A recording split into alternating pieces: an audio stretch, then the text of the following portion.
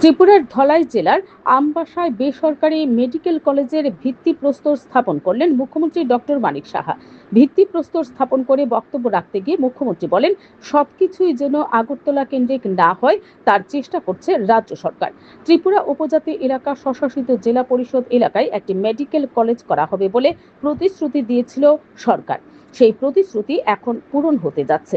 আজ আমবাসার লালছড়ি এলাকায় HP Ghosh Memorial medical কলেজের ভিত্তিপ্রস্তর স্থাপন করে মুখ্যমন্ত্রী প্রফেসর ডক্টর মানিক সাহা একথা বলেন। ভিত্তিপ্রস্তর স্থাপনের পাশাপাশি মুখ্যমন্ত্রী মেডিকেল কলেজের ভূমি পূজা অনুষ্ঠানে অংশ নেন। প্রায় 20 একর জমিতে 100 শয্যা বিশিষ্ট এই মেডিকেল কলেজ গড়ে তুলবে HP Ghosh Memorial foundation. Medical কলেজের ভিত্তিপ্রস্তর স্থাপন করে মুখ্যমন্ত্রী বলেন, এইচপি ঘোষ মেমোরিয়াল ফাউন্ডেশনের কর্ণধার চন্দ্রশেখর ঘোষ ত্রিপুরারই একজন ব্যক্তিত্ব। সর্বভারতীয় স্তরে তিনি বিভিন্ন প্রতিষ্ঠানের কর্ণধার। তিনি দেখিয়েছেন ইচ্ছা এবং স্বচ্ছতার মধ্য দিয়ে কাজ করলে সফল হওয়া যায়। মুখ্যমন্ত্রী রাজ্যবাসীর পক্ষ থেকে এবং ধলাই জেলার মানুষের পক্ষ থেকে চন্দ্রশেখর ঘোষকে মেডিকেল কলেজ করার উদ্যোগ নেওয়ার ধন্যবাদ এবং অভিনন্দন জানান।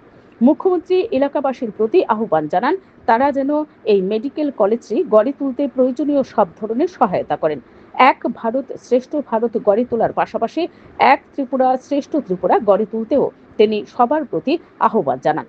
ভিত্তিপ্রস্তর স্থাপন ও ভূমি পূজা অনুষ্ঠানে উপস্থিত ছিলেন ধলাই জেলা পরিষদের সভাধিপতি সুস্মিতা দাস, বিধায়ক মনোজ কান্তি দেব, বিধায়ক শম্ভুলাল চাকমা, বিধায়ক স্বপ্না দাস পাল, বিধায়ক চিত্তরঞ্জন দেববর্মা, স্বাস্থ্য দপ্তরের সচিব কিরণ গিত্তে, ধলাই জেলার জেলাশাসক বিবেক এইচবি, এইচপি মেমোরিয়াল ফাউন্ডেশনের ডিরেক্টর নীলিমা ঘোষ প্রমুখ।